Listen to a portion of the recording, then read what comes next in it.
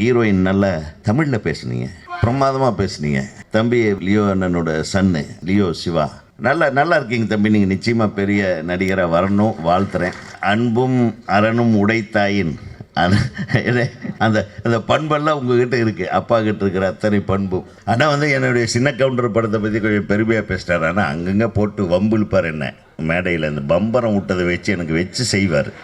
நான் அதையும் பார்த்து நான் கேட்டிருக்கேன், அது என்னென்ன அந்த பம்பரன்னா தெரியாதனமாக விட்டேன் அப்படின்னு. அது விட்டதுனால தாங்க நம்ம இங்கே மேடையில் பேச முடியுது. இல்லைன்னா விடாமல் இருந்திருந்தால் மேடை இந்த மாதிரி ஒருத்தர் கொடுத்து வாங்கிக்கிறோம். ஏன்னா கிவ் அண்ட் டேக். அதனால் நீங்கள் சினிமாவில் இல்லைன்னாலும் சினிமாக்காரங்களை விட அதிக சினிமாவை நீங்கள் வாழ்த்துறீங்க. சினிமாவை சினிமா பாடல்களை நீங்கள் எவ்வளவு அழகாக பாடி இந்த ஒவ்வொரு கருத்துக்களையும் மக்களிடம் கொண்டு போய் சேர்க்கும்போது இந்த திரைத்துறையே உங்களுக்கு கடமைப்பட்டிருக்கிறது என்பதை நான் இங்கே சொல்லிக்கொள்ள ஆசைப்படுகிறேன்.